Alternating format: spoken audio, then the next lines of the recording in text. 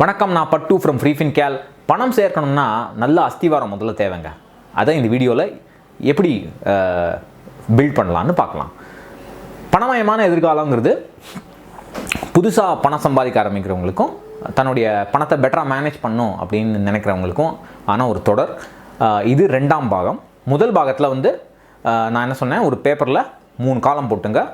உங்களுடைய கனவுகள், உங்களுடைய பொறுப்புகள், இதெல்லாம் நிறைவேறாமல் ஆயிடுமோ அப்படின்னு நீங்கள் நினச்சிங்கன்னா அந்த பயங்கள் அதெல்லாம் லிஸ்ட் பண்ணுங்கள்.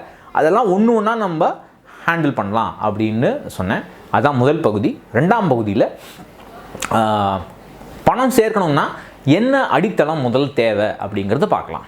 இப்போது நம்மளுடைய எதிர்கால கனவுகளும் பொறுப்புகளும் நிறைவேறணும்னா பணம் தேவை. அதுக்கு நம்ம முதலீடு பண்ணணும், சேமிக்கணும்.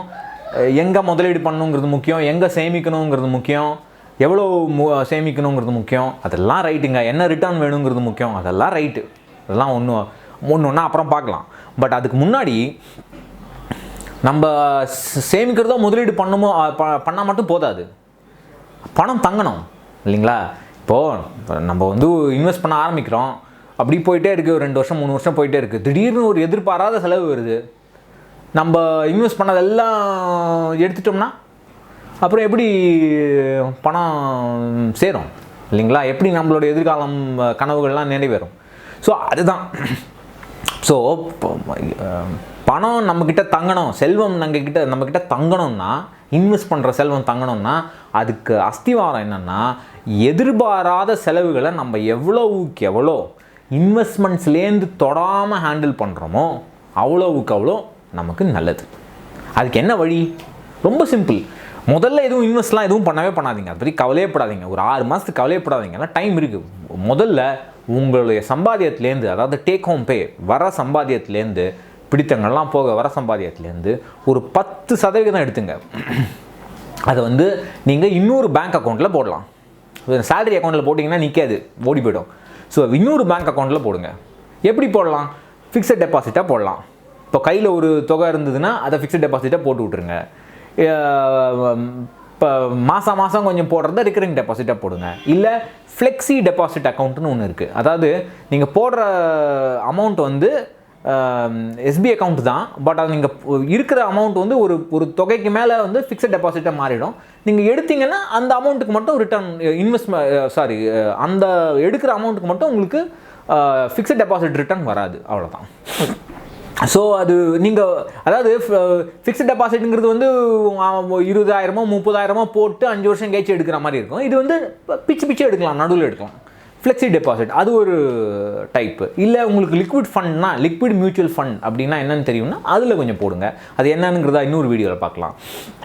ஸோ இந்த மாதிரி நிறைய வழி இருக்குது. அதெல்லாம் ஒன்றும் தெரியலன்னா வேறு பேங்க் அக்கௌண்ட்டில் போட்டுருங்க சார். அவ்வளோதான், ஒன்றுமே கிடையாது. சிம்பிள். மாதம் 10% எடுத்து போடுங்க. ஒரு 6லேருந்து 8 மாதம் கழித்து பார்த்தீங்கன்னா ஓரளவுக்கு ஒரு தொகை இருக்கும். அதுக்குள்ளே உங்களுக்கு வேறு ஏதாவது எதிர்பாராத செலவு வரலைன்னா ஓரளவுக்கு ஒரு தொகை இருக்கும். அந்த தொகையை தொடவே கூடாது, எதுக்குமே தொடக்கூடாது.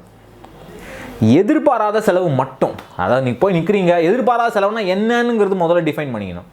இப்போது நமக்கு உடம்புக்கு வந்தால் ஹாஸ்பிட்டலில் சேர வேண்டி வரும், 2-3 நாள் தங்க வேண்டி வரும்.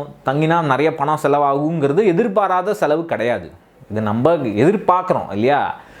நிஜமாகவே எதிர்பாராத செலவு தான் எதிர்பாராத செலவு. அதாவது சும்மா வண்டியை நிறுத்துறீங்க சார், கடைக்கு போகிறீங்க, திரும்பி பார்த்தா வண்டி கீழே கிடக்கு, யாரோ இடிச்சுட்டு போயிட்டாங்க. நீ ஏன்டா நோ பார்க்கிங் ஜோனில் நிறுத்தினா இன்சூரன்ஸ்காரன் பைசா தர மாட்டான். அப்போ நீங்கள் தான் செலவழிக்கணும். அது எதிர்பாராத செலவு. அஃப்கோர்ஸ் சரியாக நிறுத்திருக்கலாம், அதெல்லாம் சொல்லலாம். பட்டு நம்ம ஊரில் இதெல்லாம் ப்ராக்டிக்கலாக முடியாது. ஒரு அவசரத்துக்கு நிறுத்த வேண்டி வரும். இதெல்லாம் ஒன்றும் பண்ண முடியாது. திடீர்னு வாஷிங் மிஷின் ரிப்பேர் ஆகலாம். திடீர்னு நான் இப்போது இந்த வீடியோ ரெக்கார்ட் பண்ணுற கேமரா ரிப்பேர் ஆகலாம். நான் தான் உடச்சேன்னா பொண்டாட்டி கொன்னே விடுவாண்ணே. இல்லை என் கம்ப்யூட்டர் போகலாம். இதெல்லாம் கம்ப்யூட்டர் இன்றைக்கி அத்தியாவசிய தேவை. என்னால் கம்ப்யூட்டர் இல்லாமல் ஒன்றுமே பண்ண முடியாது. ஸோ வேறு வழி இல்லை, செலவழிச்சு தான் ஆகணும் இல்லையா? ஸோ அந்த மாதிரி நிலைமையில் இருக்கும். ஸோ அது இதை கொஞ்சம் உட்காந்து யோசிச்சோம்னா இதெல்லாம் ஆகும். ஸோ இதுக்கெல்லாம் பணம் தேவை. இதை இந்த பணத்தை நம்ம இன்வெஸ்ட் பண்ணுற அமௌண்ட்டிலிருந்தோ இல்லை இன்வெஸ்ட் பண்ண போகிற அமௌண்ட்டிலிருந்தோ எடுத்தோம்னா செல்வமே சேராது. இதுதான் பேசிக் ஃபவுண்டேஷன். ஸோ எவ்வளவுக்கு எவ்வளோ அன்டிஸ்டர்ப்டாக இன்வெஸ்ட் பண்ணுறோமோ, எந்த வித தொந்தரவும் இல்லாமல் இன்வெஸ்ட் பண்ண முடியுமோ அவ்வளவுக்கு எவ்வளோ நமக்கு பைசா வரும். அவ்வளோதாங்க. எங்கே பண்ணுறோம் அதெல்லாம் அப்புறம் பார்த்துக்கலாம். ஸோ ஒரு 6லேருந்து 8 மாதத்துக்கு 10% எடுத்து போடுங்க. அப்படியே விட்டுருங்க, அது பாட்டு இருக்கட்டும். இன்னும் தேவை செலவு விழும்போது பார்த்துக்கலாம். அவ்வளோதான். இதுதான் பேசிக் ஐடியா. இதுக்கு மேலே இது பெட்டராக பண்ணலாம். இன்னும் சேவிங்ஸ் பேங்க்கோட பெட்டராக இன்னும் ரிட்டர்ன் வர மாதிரி பண்ணலாம். பட் அது படிப்படியாக போகலாமா? இப்போ என்ன அவசரம்? ரொம்ப பிகினிங் ஸ்டேஜில் வந்து எதிர்பாராத செலவு வரும். அந்த செலவை வந்து நம்ம சேமித்த பணத்திலிருந்தோ இல்லை அடுத்த மாதம் சேமிக்க போகிற பணத்திலிருந்தோ தொடக்கூடாது. இதுதான் basic idea of creating wealth. அந்த ஃபவுண்டேஷன் கரெக்டாக இருந்துட்டால் நம்ம ஈஸியாக இன்வெஸ்ட் பண்ணி கொஞ்சம் கொஞ்சமாக பணம் சேகரிக்கலாம். ஸோ 3ஆம் பகுதியில் சந்திக்கிறேன். வணக்கம், நன்றி.